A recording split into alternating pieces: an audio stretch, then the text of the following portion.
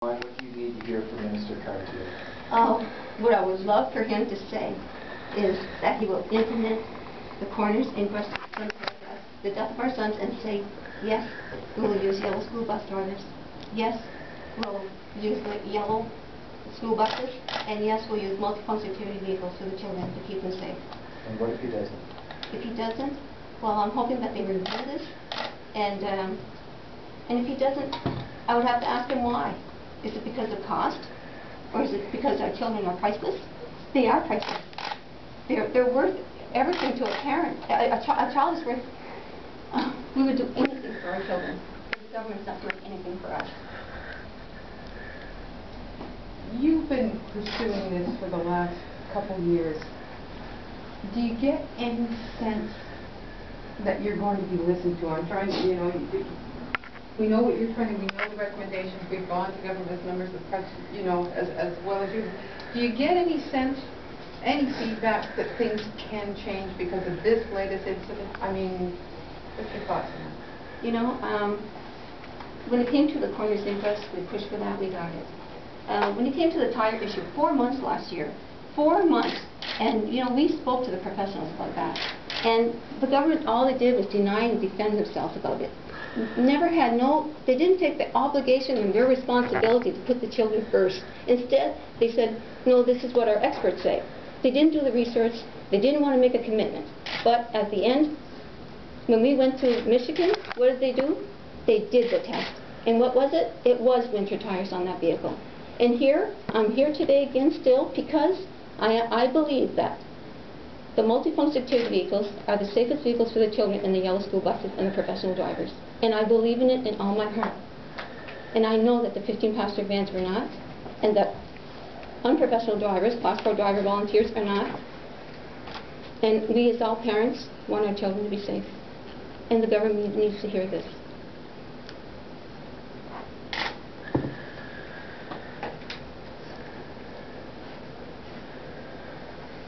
And I will not go away.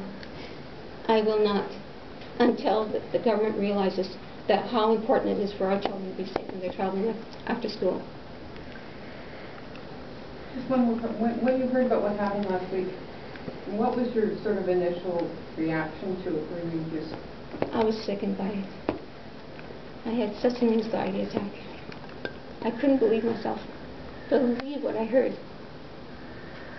And it could have been a different outcome. We could be all here today talking about something different.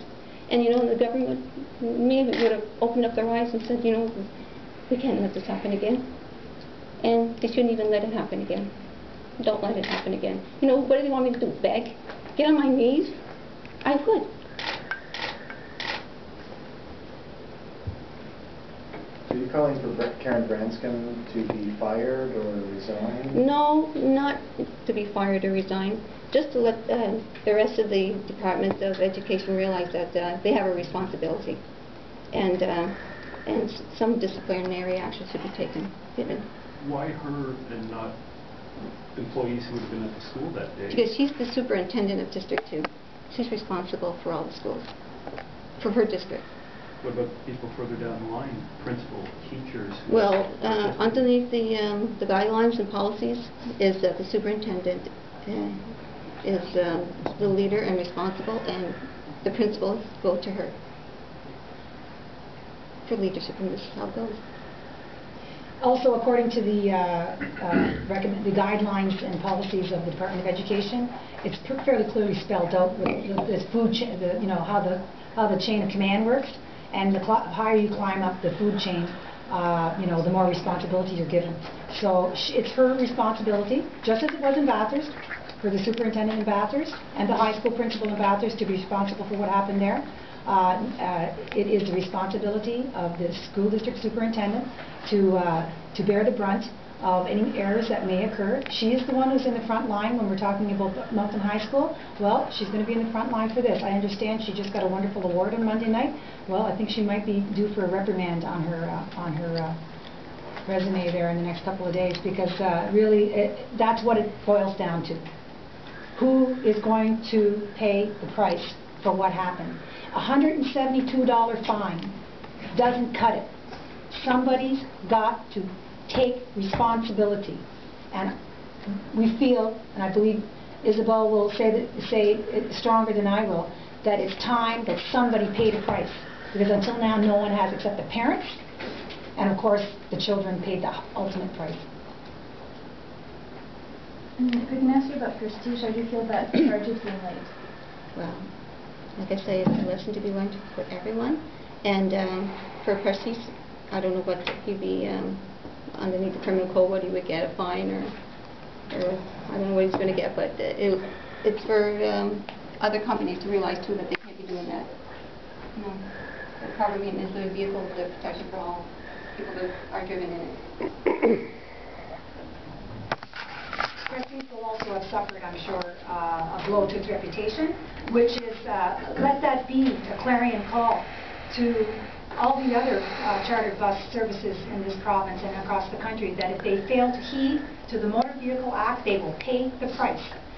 This is why we feel it's so important that there be a price paid for the failure of the superintendent to do her job. And not only does this boil down to the chartered bus service provider, but it's got to be at the district level as well.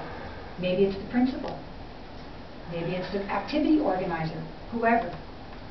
We'll find out soon enough, won't we, when we ask this afternoon in the meeting. Is there anything else you'd like to add at this point? Darlene? No, just the cheaper and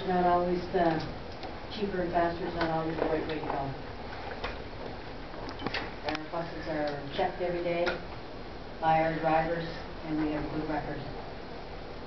And this is another thing too, when they have volunteer drivers. These volunteer drivers are not like the professional drivers. The professional drivers, they have to get a medical every year. They have to redo their license every 2 years. And they do the pre-trips, and they know their vehicle. They know how they're driving it. They know when there's something wrong with their vehicle. But when you have the volunteer driver that just drives his vehicle and not really committed to the vehicle, they don't need to do what the professional drivers do. But the professional drivers know what they have to do when they drive their children. They do it every day.